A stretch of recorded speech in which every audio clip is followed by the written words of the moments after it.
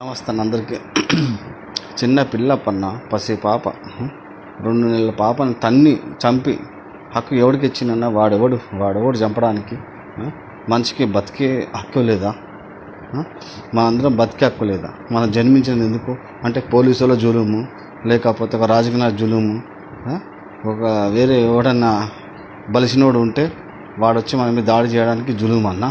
మనం బతికింది ఎందుకన్నా? ఎవడి కోసం బతకాలి? తల్లిదండ్రుల కోసం బతకాలనా, లేకపోతే మన కన్న పిల్లల కోసం బతకాలనా? మనం పుట్టింది పెరిగింది ఎవరి కోసం? మనం హ్యాపీగా ఉండడానికి జన్మలో వచ్చింది అదృష్టం, అంతే. దానికోసం కదా బతకాల్సింది. వీడెవడు? పోలీసు ఎవడు? రాజకీయ నాయకులు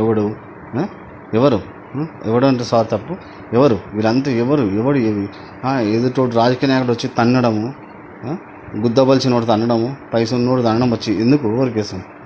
మీ అంతా ఉంటే మంచివాడు. సామాన్యుడు రాజకీయం రావాలి, సామాన్యుడు బతికేలా రావాలి. ఎవడొస్తే ఆడొస్తాడు, ఇంత కోటేశ్వరుడు వస్తే కొడతాడు, ఎవడో బలిసినోడు వస్తే వాడు కొడతాడు. అది రాజకీయం కరెక్టా? రాజకీయం కాదు. ఎవడొస్తే వాడు వచ్చి కొట్టడం ఏంది? గరీబోలు ఏంది? మనిషి అంది. నీ ప్రాణం ఉన్న ప్రతి ఒక్క వ్యక్తి ఒక మనిషి, అంతే. ఎవడికి సమానం లేదు, ఏ రాజకీయం లేదు, ఏ కులం లేదు, ఏం లేదు. అందరూ సమానంగా ఉండాలి. అది పోరాడాలి. ఇప్పటి నుంచి నేను రెడీగా ఉన్నా. మీరు అందరు సహకరించాలి. ఆ చిన్న పాపకి న్యాయం చేయాలి. నేను అన్ని విధాలా పోరాడతాను అందరి కోసం. మీరు అందరూ నాకు సపోర్ట్ చేస్తే.